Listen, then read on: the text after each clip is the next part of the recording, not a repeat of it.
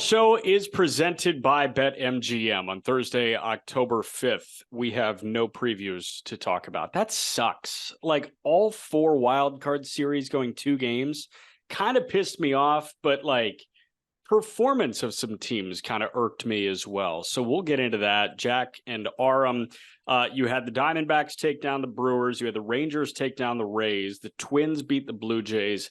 Then you had the Phillies beat the Marlins. So we're going to go series by series. We're going to talk about the team that won. We're also going to kind of eulogize the team that lost their 2023 season. We're saving the previews. You'll either hear a podcast tomorrow or a live show on Saturday, or a podcast on Saturday. I think that's probably the one that's going to happen. You were just in Philly and you watched, you were in a great environment. It wasn't your environment, but that Stott Grand Slam seemed like really special. Dude, it was awesome. I was there just to take in some playoff baseball. I mean, it felt like house money that the Marlins were in it. You know, if someone was asking me how I felt, and I was saying it's like I found a $20 bill on the ground, threw it in a slot machine, and just got a few like free spins out of it. Like, I wasn't expecting to win anything, but it was fun. But just kind of taking in the playoff atmosphere. You know, I'd gotten a taste of that in the World Series against the Rays. You know, was it 2008, 2009? I think it was 2008. That was awesome, but I was also young. So being able to kind of see it through a different lens now was really cool. The Philly fans, dude, they get up like none other. I mean, the place was packed. There wasn't a seat open hour before the game. People were standing up 90% of the game. And I mean, this was a wild card round where they were expecting to win. Like, I'm imagining what that atmosphere is going to be like when they, you know, take on the Braves again this year. The difference of this year versus last year is that, you know, now these Phillies fans, they really know what this team is capable of. And that's a scary thing. There's just like a little bit of arrogance to the fans that maybe they didn't have to the same degree last year. I know Philly fans always have this confidence, but, you know, there's also this like, we're going to come up short or whatever kind of energy that they've had for a while. You feel the confidence in the bank. I can tell you that. And I love it. The fans were a lot of fun. Yeah, we might as well just start with this series. And I don't mean like any disrespect at all from this question, because I genuinely don't know the answer. When you watch that game on TV, it's all red. I didn't see a single teal. Did Marlins fans travel for this, or No. Did Philly fans just swoop up the tickets and that was that? Yeah. You know, I think there's a little of both, but, you know, there were portions of Marlins fans at Citi Field. There were portions of Marlins fans in Pittsburgh to wrap up the series. I think I saw one other Marlins fan there. Like, I was wearing my dad's like old teal, like 2003 Marlins champion shirt. So like, and obviously got some like chirps here and there. And I was just like, it was fun. But you're the only person to chirp. I literally the only one. And they're like, poverty franchise. I was like, I agree. Yeah. You know, but there was, I think, one other person I saw. That was the amazing part. I've never really seen anything like that. And I know the Marlins don't have a ton of fans in that, like all that stuff, but there's something about Philly just buying it out. And I think there's a level to that as well. Like, it was all red. I think that was a fair takeaway. Yeah. Do you think they have what it takes to beat Atlanta? Yeah, I mean, I picked the Marlins just to be a homer. But we did do the preview, and I was kind of saying that I don't think anybody can, you know, really beat Atlanta. I think Atlanta is going to kind of bludgeon anybody. But this is a team that I'm just not going to count out again. Like, I'm not going to make the same mistake. I said the same thing last year, you know, and we're going to talk about things that I said that were wrong on this episode. That's going to be a pretty good trend here. But I think this team can always do something. Like, when you have a Hall of Famer, you know, and you have a catcher like JT, and you have Zach Wheeler, who becomes so special, and, you know, a bunch of guys that were literally just there, and Trey Turner finally looking like, oh, we could go on and on and on. Like, this team has the goods to beat anybody, and it's baseball. But I'm going to back the Braves. Like, I just feel like they're going to bludgeon anybody if they play right.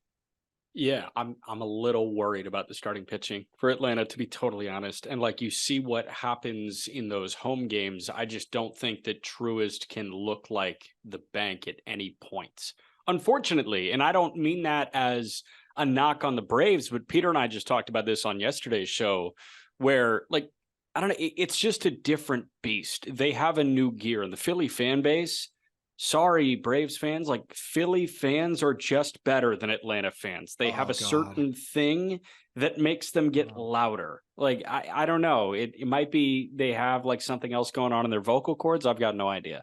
I can just close my eyes and see the YouTube comments and the Twitter replies and That's from fine. Atlanta fans. I will You say can read them. I Braves won't. fans go scorched earth on social media as much as anybody. Yeah. I will say Braves fans, they'll pack Truist pretty good. Like they will, but I agree. Like there's just something different about Philly. Like and I've been to both, and I've been to both in a playoff setting. Like both are awesome. And I think Atlanta's an underrated environment, but yeah, I mean, what Philadelphia does. And then the other side of it, you mentioned being nervous about the pitching. I know we're not going to preview and stuff like that, but Yeah. the one thing that I really noticed, like when you have rooting interest for a team, you can kind of like measure, kind of like, oh, I feel calmer when they're at this point in the lineup, or oh, like I'm on edge because this is the part of the lineup that is going to be hard to get through. I was pretty much on edge until Christian Pache got up. Yeah. And even he works his walks now, and then Johan Rojas, like he's fast and he's a good 9-hitter. So it's really 1 through 7, like you're on edge completely 1 through 7. All of those guys can kill you, and then 8, 9, like they're not great, but they're fast and and they play elite defense, so they make up for it. So that's the one side with the Phillies that kind of resonated with me here, where I was just like, this lineup, man, there's no breaks, and they can kind of suffocate you. And I will say I was wrong about Nola too. I agree with you with the Phillies lineup. I didn't think Nola was going to throw well yesterday because he hadn't thrown well against Miami in his last 2 starts. And I mentioned it yesterday. Like this guy had 2 really good starts to open the postseason last year, 2 really bad starts, or I guess 3 pretty bad starts to end the postseason last year. And Yeah. I don't know. I just didn't have much faith, and he shut me up. And I have to tip my cap there. A lot like Eovaldi, but for a different reason. I have faith in postseason Eovaldi. I mean, I'm excited to talk about that. Yeah, I was just doubting the health, and like he's healthy. That's pretty clear. Nola, I was just dead wrong, and I'll admit that I was dead wrong there. I thought he was going to struggle. That guy was on cruise control. I thought Garrett was going to cruise a little bit more than he did, but in that environment, it's kind of impossible because the water's so choppy. I honestly was pretty impressed with him.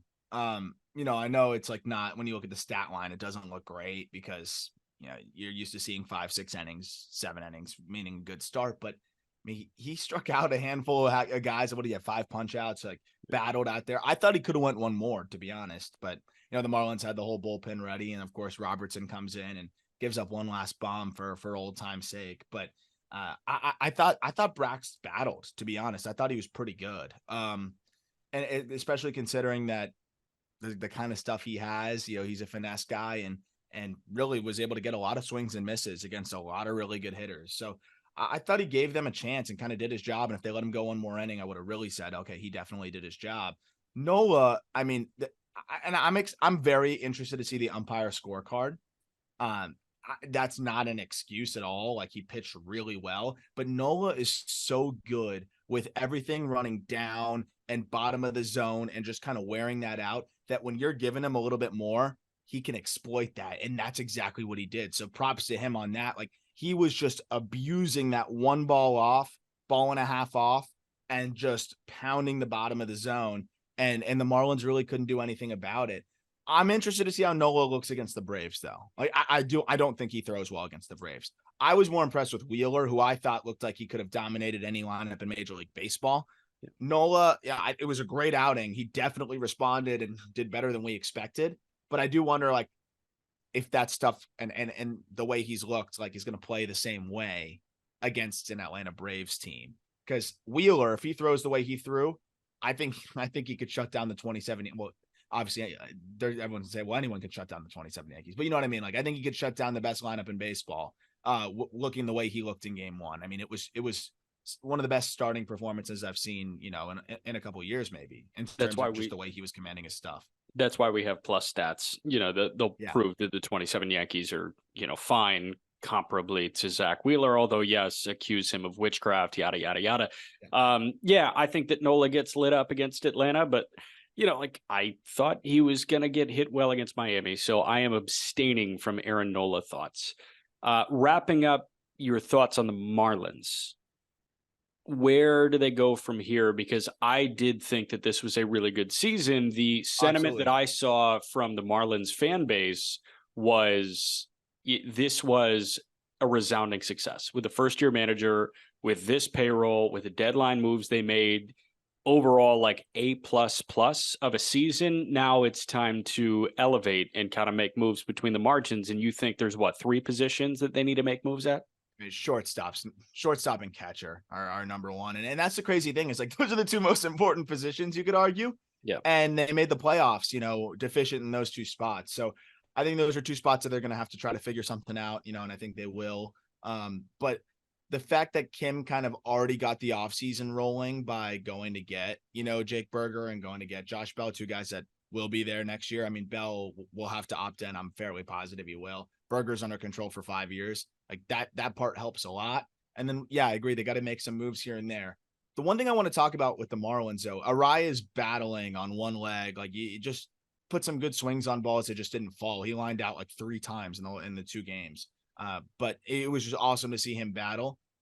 Jazz Chisholm, man, I want to talk about him really briefly here because, like, I love the persona and the moxie, and that is good for the game. People like him. Even Phillies fans were like, "Oh yeah, like he's got swag." Like, everyone likes him because he's fun. He's this larger than life character by the way that he carries himself, because nobody should be that confident, and it's funny. But there's a level of, like, I feel like when stuff gets really serious, right? When you're getting to the postseason, let's lock in. Let's slow the act for a bit and, like, let's play ball. And I mean, there was just a level, and I feel like a boomer, but I mean, we're here talking about I'm an alien. The lights, we're better in the lights. I mean, the guy was swallowed by the moment. Yeah. I don't care what anybody says. You go, oh, you got hosed by umpires. Umpires didn't make him square to bunt. In the second at bat of the postseason, when they needed him to swing away, it was 2 outs. He squares to bunt twice, 2 called strikes, and then swings at a breaking ball in the dirt. I mean, there was just several moments where, especially at the plate, it just seemed like the moment was too big. And so just for a guy, and that's okay. He's young. Hey, this is technically his second postseason because of the 2020, but this is his first real postseason. This is a crazy environment. He's on a team where a bunch of guys haven't been there before. He's playing a new position. He's done a lot of things fantastic this year, but I don't know. This is where it kind of got old for me, where I'm an alien, this and that, I'm the best thing in the world. And you haven't proven that much yet, man. Like, you haven't even played a full season. So I get why he's confident. He's super talented. He can be a superstar, but you haven't done shit yet. So I like him having fun, but there's a certain line where it's like, go earn it. And he didn't run hard down the line his first soft ground out to second base, where I thought he could have put pressure on Stott in game 1. Then he has that atrocious at bat right after that with the pair of sack bunts, and he's hitless in the whole series. He makes the one good throw in center field. That's it. I thought it was disappointing for a guy that, loves to try to bring the spotlight in his direction. Yeah. What do you think the OPS cutoff is for a guy to be considered an alien? And then second question, what do you think the OPS cutoff is for somebody to call themselves an alien? Definitely above 800. I'll start there. I think it's and that's probably human. 950. A lot of humans have an 800 OPS. I think 950 is alien category. I think Acuna and Ohtani, who are both 1,000 OPS guys, 1,000 might be alien too. Alien. Yeah, that's the thing. And then also you have I think I can put up numbers with the Acunas and whatever. Then go do it, bro. Do it. He's like, stop saying it. Do it. Like, that's if I get a chance to play a full season, work harder to stay healthy. Like, I'm a little exhausted of the act there, because this was the moment where I'm like, okay, he can go crazy. He can rise to the moment, because this is what he's all about. This is what we've been sold. Not the case. It was just 2 games. But again, it's more the mental side that was kind of frustrating me, more than like you're not always going to hit well. You're not 2 tough pitching matchups. Historically not good against Nola. Wheeler was fantastic. But again, like, it was more the mental side, not busting it down the line. The fake bunts, like, those things are just not what you want from him, especially when he's hitting the middle of your order. Who did this season prove to you on the Marlins roster? Who on the roster did 2023 validate for being on the roster in 24 that maybe you didn't think should have been on the roster in 24 coming into the year? So like Jazz should have been on the 24 roster coming into the year.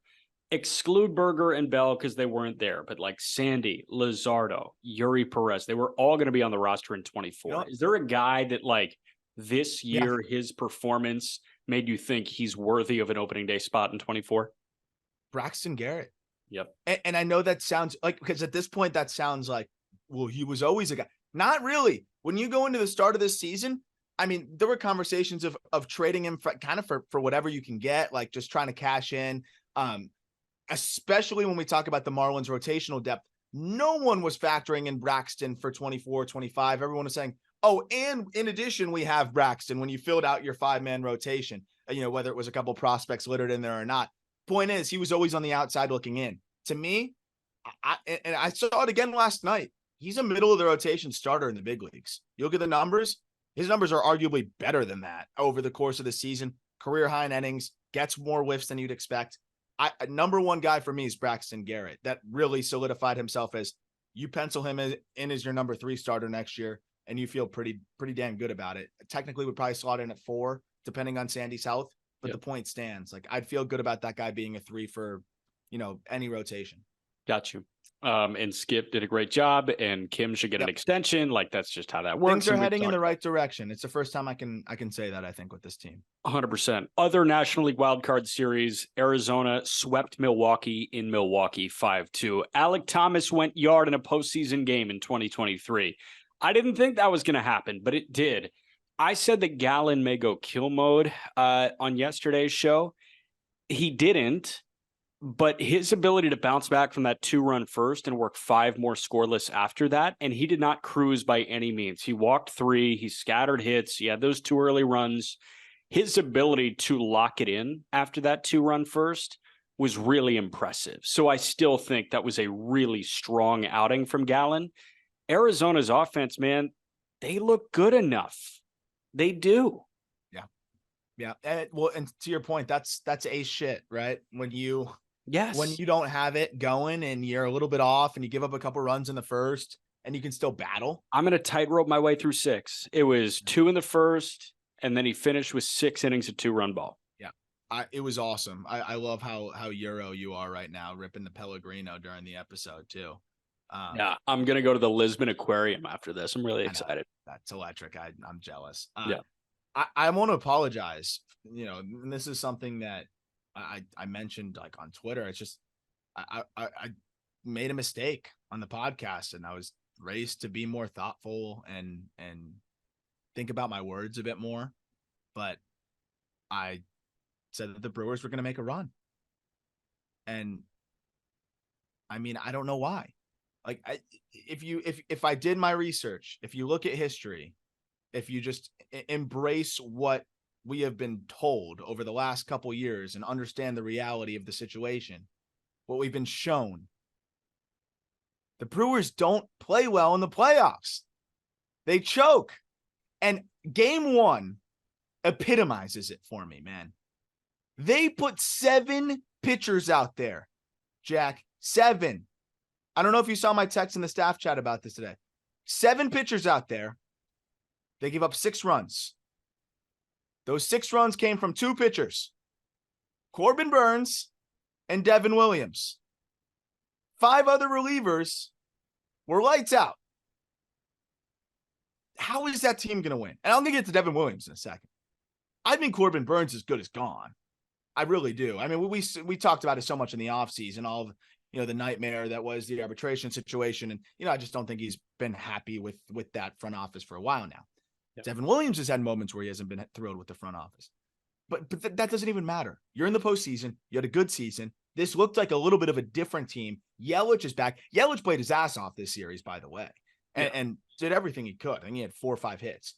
But for me, for your 2 guys, like if you're going to go anywhere, it's got to be behind Corbin Burns and Devin Williams. And instead, you get lights out, appearances from Hobie Milner and Abner Uribe. And like all of those guys do their job. Like literally, Corbin Burns goes 4 innings of 4-run ball. Uribe, scoreless inning.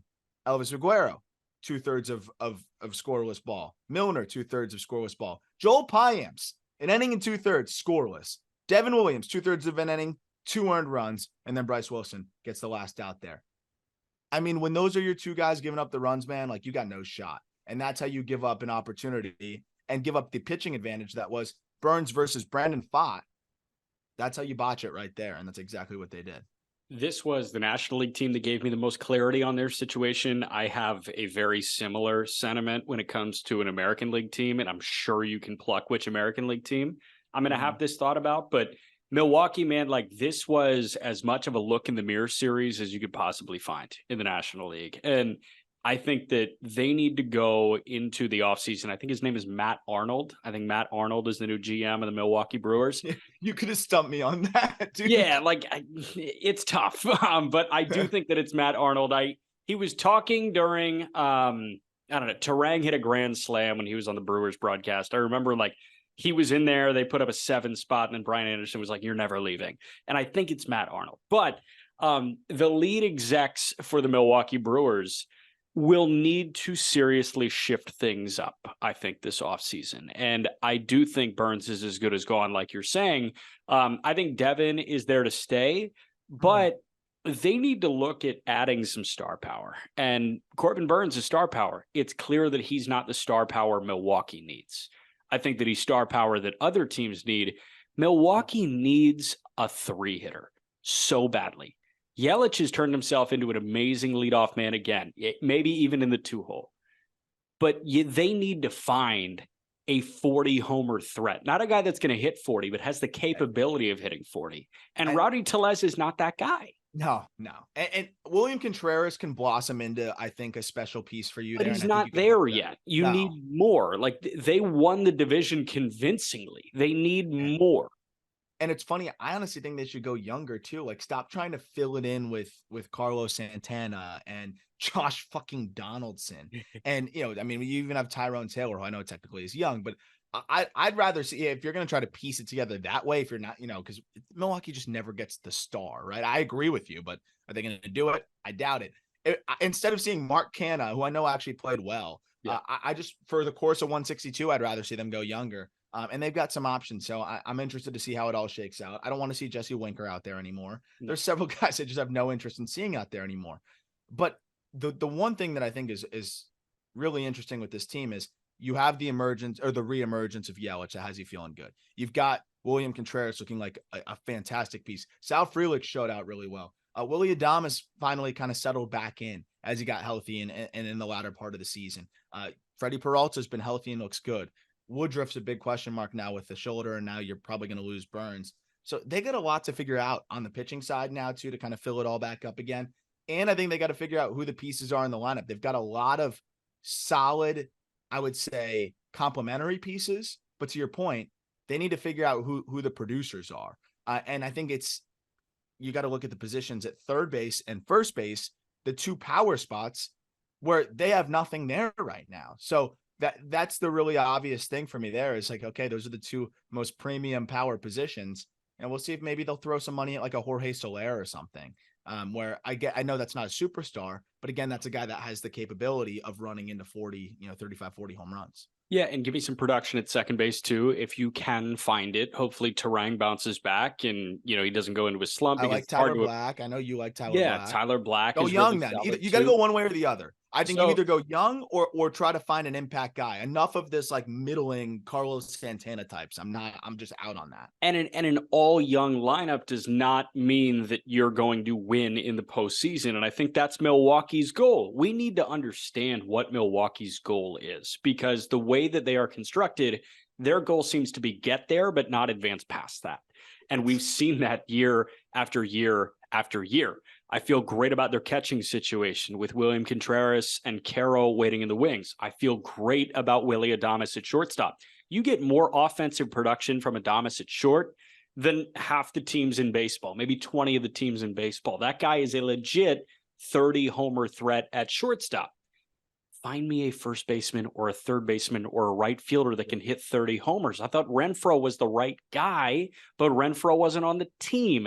Yelich being back is great. if you can give me a big four, a front four of Yelich, Adames, Contreras, and somebody else that's really good, I can start to believe in your ability to advance just a teensy bit more. But I had zero faith.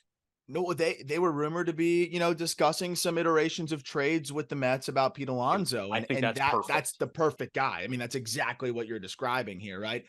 And Pete Alonso just hired Scott Boras. So we'll see how that goes. I don't think Milwaukee would be able to pay him. So that's an entirely different situation here. But maybe they can try to find some sort of trade out there. They do have prospect capital. They do have some guys that are kind of blocked. So it should be interesting. Last thing I want to mention, I don't like piling on guys, but half of this was very preventable. Devin Williams has let the Brewers down big time the last 2 years. Obviously last year punches a freaking wall and just blows his hand up. That's the epitome of letting your team down. And then of course, performance, you're going to struggle sometimes, but after you punch a wall, you better be good the next postseason. Like that's the thing to me. Like if you're going to do that, you better be good. And he wasn't good. He hurt them pretty badly. So that's been a tough one to watch because Devin Williams is one of my favorite relievers in the game. And I love the way that he pitches, but between the last 2 years here, I mean, Brewers fans have every right to be very frustrated with him because he's let them down in two different types of ways and both very frustrating. Yeah. Now's the time where I hyper-analyze Paul Sewald tossing his hat and glove to the side like they just won the World Series when they won the wild card series. I think he was ready to dogpile. But what I really appreciated was Sewald is like the vet on the field at that point. All the young guys, Corbin Carroll was glove on top of his hat, and he was giving the rest of the outfielders high five like, hey, we have more work to do. That, I think, was my favorite part. It felt businesslike. And yes, they celebrated, but man, like this Arizona team can accomplish a whole lot more. And getting this done in 2 as opposed to 3, I think is massive because you've got a rested Kelly that's going to go game 1 on Saturday. You probably have Gallen go. I think that would be a day short rest. And then Fott game 3, run it back with Kelly game 4, and you go back to Gallen if you need to in game 5. I think it lines up well for them. And the offense, man, we talked about Moreno's nuke, talked about Carroll going yard. Thomas sneaking one just over the yellow line on the pull side was great to see. There's length here that I was not expecting in the postseason because there are points where a Gabby Moreno, who did struggle to hit for power this year, where a Gabby Moreno can go invisible for a couple games. And Alek Thomas, I was pretty much expecting him to go entirely invisible, and his value was going to be defensively. The fact that those guys are not disappearing, and I've got a similar thought with the Rangers, spells such good things. And I think maybe they can scare the Dodgers just a little bit. I don't know if they win it, but I think they could scare them. I agree. I mean, I definitely undersold the D-backs. I mean, they kind of limped to the finish line offensively, and you got Gallen and Kelly, but then you're like, okay, who else is going to step up here? The way that it's worked out too, though, I love the confidence that they had to go with Brandon Pfaadt game 1, because like you said, now you got Merrill Kelly to start things off, in the next series, which is huge because it should be Brandon Pfaadt going against the Dodgers, which you could just chalk up as a loss automatically, right? Yeah. You could chalk that up as 5 homers. So that's the craziest part is they kind of, I think they put themselves in a position like we think we can win this in 2. If not, worst case, we win it in 3 and we have Kelly game 3. I respect the hell out of that move. Nobody's more confident in the Diamondbacks than the Diamondbacks. I think what makes them so scary too. Well, one, Moreno is playing like the best catcher in baseball right now. Like, and he's been that for 2 months defensively, offensively. I've always slammed a pound to the table. This guy has power. He has power. He just has to find a way to tap into it consistently in games. And we're seeing flashes of that. He limits the running game. He does everything so well. So that's a guy that's a big game changer for you. But is there, outside of, the obvious, I think Corbin Carroll and Ketel Marte is one of the scariest 1-2 punches at the top of a lineup that you can find right now. Yes. Especially with the speed, the power, the ability to grind out at bats. Those are 2 guys that they can start the game real quick. Bailey was talking about Foolish Baseball. Like, he feels like every game Mookie and Freddie start on first and third. And I feel like that's kind of where Corbin and Cattell are right now. It's like it feels like those guys are just setting up the team right away every single time.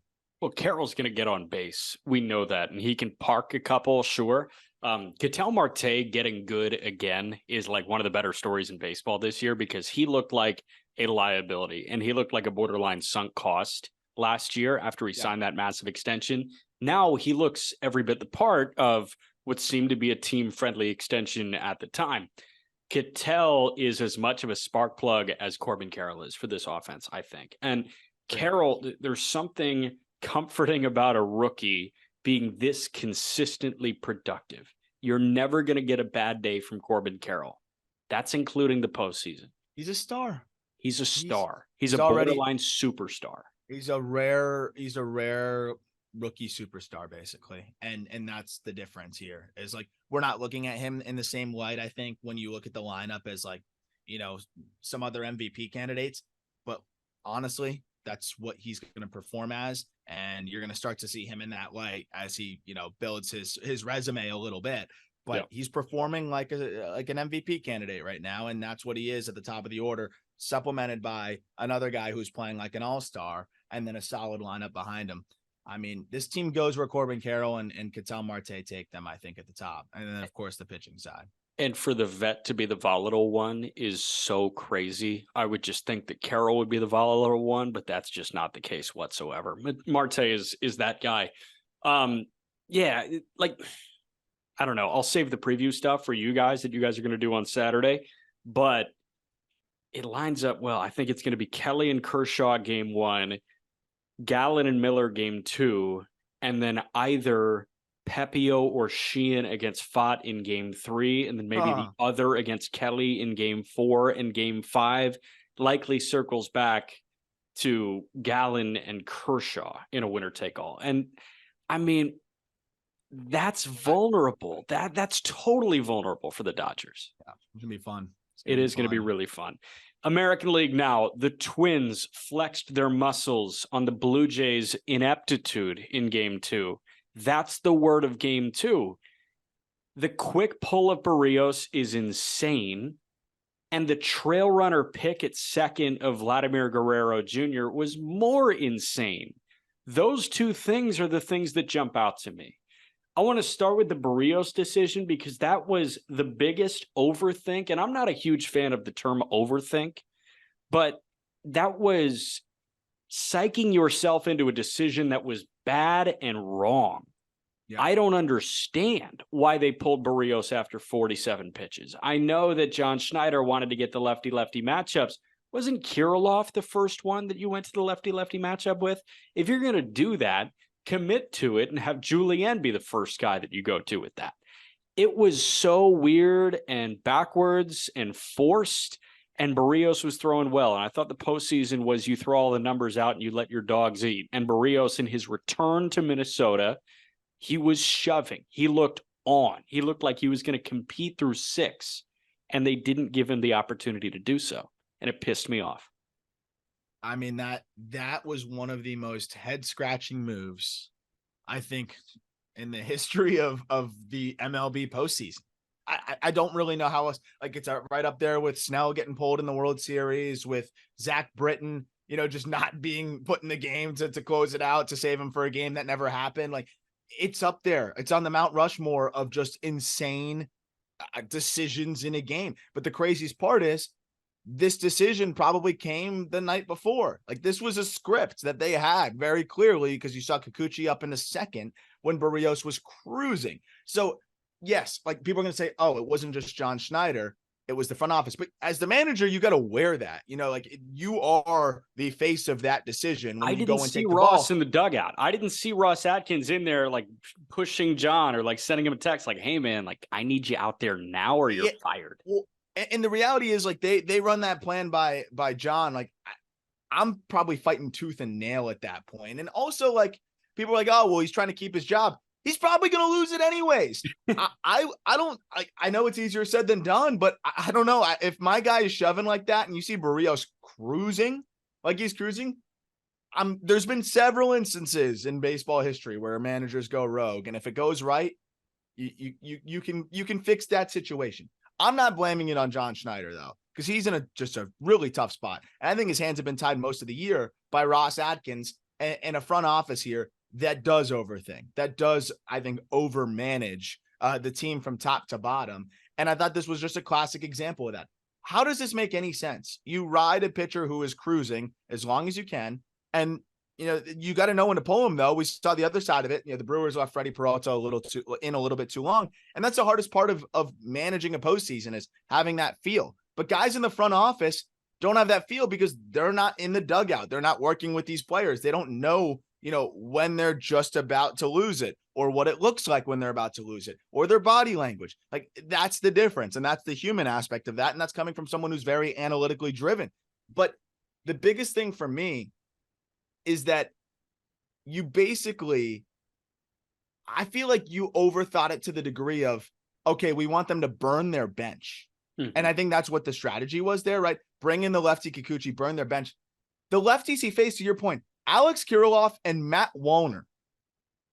Who gives a shit if you're burning those guys? Wallner punches out 40% of the time. You're telling, I understand that he was shortest odds to hit a homer in that series, whatever. Oh, they saw honestly, maybe the Jays saw the prop bets. I don't fucking know. Like, it's crazy. Jays were on Prize Picks before this. No, Wallner is minced meat for Jose Barrios, a guy of that caliber with that level of comfort in a big moment. Seeing a rookie Matt Wallner, he will annihilate Wallner. Yes. Barrios will kill him. And he didn't get the opportunity to do so because we got cute. And Kikuchi, who doesn't come out of the bullpen a ton, has been fine in that spot in instances. But I wonder if he knew to sleep the night before. Yeah, do you think he got his 14 hours? I don't think he got his 14. That's a big part of it too. But he probably did, because you know why? Because it was a fucking plan way in advance. It's the craziest thing I've ever seen. And I know you have to score to win. I get that. But I think they lost the team the second that happened. And there's a Whit Merrifield quote that we'll fill that in that I have queued up, but real quick. What did you want to say? No, I mean, if that script was done last night, you have to get it to, you say, at like 8 p.m. That's actually That's true. The thing. Like, you can't gotta get it make to that him real decision early. at 10 and text him and be like, go to bed right now. Go right now. Take your NyQuil. See you in 15 hours. Whit Merrifield, who is one of the most respected guys in the game, rarely speaks up on really, like, never is going to hang his team out to dry. He is going to be a free agent. So I think at this point he's like, screw this. Yeah. Whit Merrifield and this is from Mitch Bannon. Whit Merrifield on Blue Jays taking out Jose Barrios early. And I quote, "I hated it, frankly. It's not what cost us the game, but it's the kind of baseball decisions that are taking away from managers and baseball at this stage of the game." That tells you where Whit thinks it came from, or knows it came from. Mm-hmm. And I'll tell you what, man. I mean, Atkins has made some good moves. He's made a lot of questionable ones, and this team is stalled out. And you have to wonder how long until James Click just takes over. I know they gave Atkins an extension, I think through 2026. But man, if the Blue Jays owner, I'd hand the keys to James Click and say, go crazy. Because I've seen enough of Ross Atkins, in my opinion. That's a crazy claim, but I'm totally for it. Like, that guy was being lauded, a year and a half ago? Hell, I think after the Varsho move, he was being lauded. I get it. I mean, he's done good things. I just don't know if he is the kind of GM that's going to really take a team any further than where they've been. And and they have one there in Click. And there's a reason why Schneider's the manager now, right? There's a reason why they kind of kept it in the family and promoted him instead of, going out and bringing somebody else in. And remember, it was kind of a surprising firing, because guess what? Previous manager I don't think was going to have it to the same degree. Wasn't going to just let them, tell him what to do and really be the kind of guy that's just going to let the front office kind of manage from the box. I really think that was a big part of it. And I think that's part of the reason why we saw, and I don't think he was great, but I think that's part of the reason why we saw Montoyo, canned. Yeah. He just doesn't strike me as the kind of guy that's going to roll over and say, you can manage my team for me. we did a mailbag, I think a week and a half, 2 weeks ago. And one of the questions was, who do you think is a teardown rebuild candidate that people don't expect coming? And I said Toronto and Houston, because those two have a lot of money to pay to a lot of guys, Yeah. and they're not going to be able to pay that many. This could have kickstarted those conversations behind closed doors. I don't think we see anything close to a blow up and a teardown next year, but I think next year could be like the final audition, or maybe you scrap some parts and you bring in value guys instead of big ticket guys. The other quote that jumped out to me after this game, aside from the Whit Merrifield one, which was the greatest, was Kevin Kiermaier, who was asked about what his immediate future holds. And he said, quote, "I'm going to let Ohtani set the market and hope the cards fall where they lie." Two-part reaction. Number one, I don't think Ohtani's market has anything to do with Kevin Kiermaier's, and I love that Kevin's that confident in his abilities. But two, Was he not being satirical? No, I think he was being serious. No, he had to be clowning. I don't think so. I think he I was think being he was serious. just having fun. No way. There's no way. Why would he have fun after they just got swept in the wild card round? That is true. That's a bad time to crack a joke. It is a really bad time to crack a joke. And if it's not a joke, I'm like, wow, you are super confident in your abilities, Kevin Kiermaier. Have you seen how handsome he is? He's super handsome. Yeah, super duper handsome. But my second reaction to that is there's already a script that's tried and true when it comes to a cop-out free agent thing after you lose in the postseason. I'm not thinking about that right now. I'm going to take a couple weeks off. I'm going to get with my agent. And, we'll decide the best course of action. That's recycled by 5 dudes in every clubhouse every single year, and he didn't say that. He said, "I'm going to let Shohei fucking Ohtani set the market." Yeah, and I don't think he wants to be back. I'd guess that. The last thing I want to say. That quote told me that he does not want to be back in Toronto. No, absolutely not. Neither does Whit. And I think a lot of guys don't. So it's going to be interesting. Last thing I want to say is Charlie Montoyo, 91-71 in 2021. 46-42 at the time of being fired. You don't think there was a little bit, maybe something else at hand? A lot of it. As to why he was fired? A lot of it. Yeah. Minnesota, real quick. Oh, yeah. They're so dangerous. So dangerous. Sonny shoved. Correa looks like an anchor. Royce Lewis was quiet. Game 2 doesn't matter. He had a great game 1. That bullpen, Duran, is it a blister? I don't know. He was still throwing 101 with those splinkers. They can give Houston a run for their money big time, I think. This is not last year's Houston Astros team. This is not the year before's Houston Astros team. This is a more vulnerable team. It's not the beast anymore, I don't think, especially with Luis Garcia out, especially with a couple of guys that are no longer on the roster. I think that Minnesota could be riding this crazy wave of confidence and momentum. And tell you what, man, I'm not going to be on the preview episode. Give me Minnesota to go to the ALCS. That's what I had. When I did the our bracket on that episode. To me, that was I love the way they match up with the Astros here. And I mean, Royce Lewis is a game changer. That's what we talked about. And the thing about this Twins team is they didn't have a lot of overlap of a healthy Royce Lewis and a healthy Carlos Correa. And I think Carlos Correa, it's been a tough year for him health-wise. I think he was really just trying to get right for this and empty the tank here. And he's doing it, man. He's swinging it. He's making great plays. And that's what I talked about. And also, we're going to talk about this series as it comes up. This is going to be a legacy series for Carlos Correa. Yes. I mentioned it on the episode. One of the most accomplished players in the postseason in baseball history already. And he's got hopefully plenty more years to play if his legs hold up.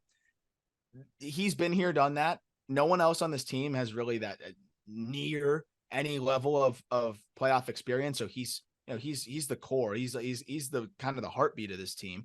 And I think he's really embraced the role well. And I think it's awesome that he is there. So he's a big piece of, I think, this team feeling comfortable, feeling like they belong, and trying to kind of just setting the tone with his defense. I mean, that play to nab Bichette at home. And then, of course, whatever he can do with the bat. But having a healthy Royce Lewis, another guy that when he is on the field and right, can perform at a perennial all-star level. And then the younger guys settled in, and Edouard Julien, who just, continues to hit, and all the different pieces that they have. what I love is how deep this team is too. You can pinch hit and it's not a steep drop off. You can mix and match and it's not a steep drop off. You can have lineups that are better against lefties, lineups that are better against righties. They've got a lot of options here. They've got a lot of ways to mix and match. And I think that's a big part of it too. And this pitching, man, I believe in it. I definitely do. Yep. All right. Last series that we got to get through here, Rangers Rays.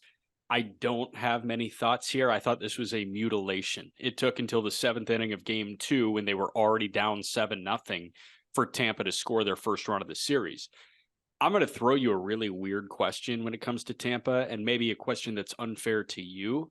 But starting with Texas, they're riding a great wave, and I doubted Eovaldi's health. It's not fun doing that. It's never fun doubting a guy's health, but he had a 9.5 ERA in 20 innings in September. He didn't look like Nathan Eovaldi from pre-injury.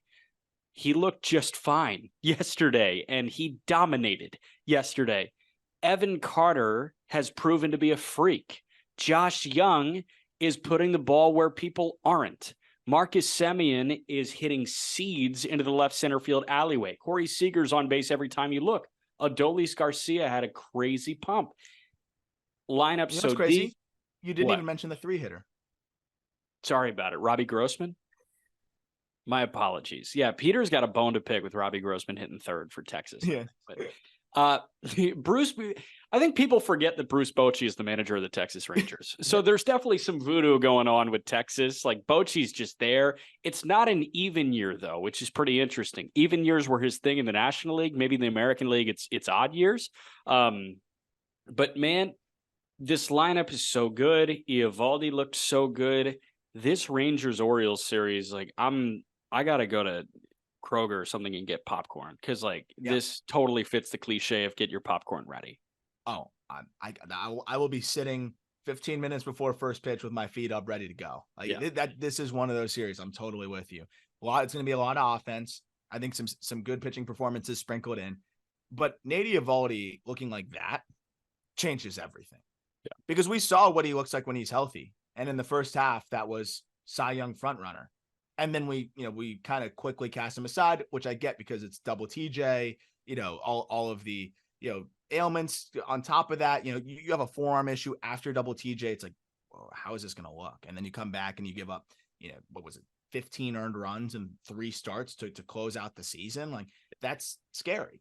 But then the fastball velocity sits 95, which is up 2 ticks from his last couple starts. He looked again like first half Nate Eovaldi, and that is a big time game changer because they're going to hit. That this offense 1 through 9, and Evan Carter's your 9-hitter. Like, you're in a good spot. They can mash.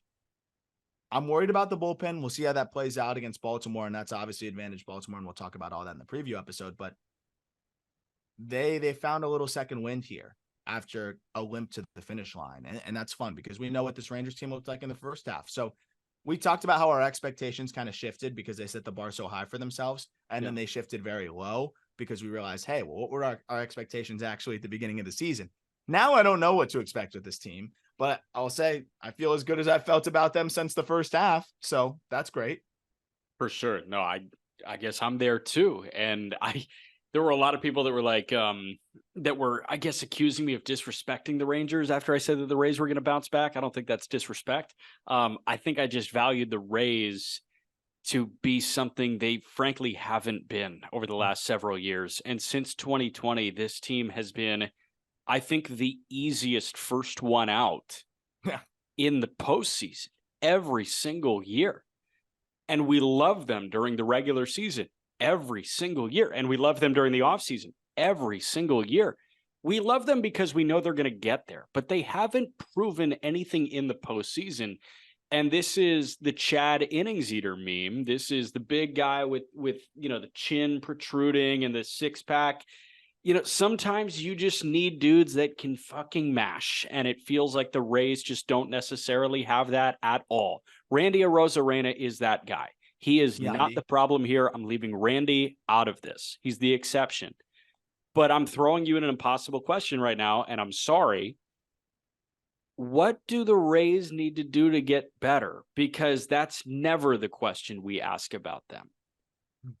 Yeah, I think it's similar to the Brewers conversation. And it's just going to be a question of whether they But actually do it. is it pay somebody $200 million to be the 3-hitter? Because they don't do that. No, and I don't think it's necessarily that. I think it's just find a more established impact player, because I love the way that they can piece it together in the regular season. And I think these are a lot of guys that are valuable in their roles, right? Harold Ramirez, valuable in a role. Josh Lowe, valuable in a role. I put Paredes in the boat of everyday master at this point. Paredes is great. Manuel Margot, like arguably valuable in a role. Taylor Walls, bench player. Curtis Mead, rookie, who was hurt all year. Junior Caminero, they just called him up. Rene Pinto, they just brought him up. Like, that part of it is interesting to me. And it's like, who do you fear in this lineup?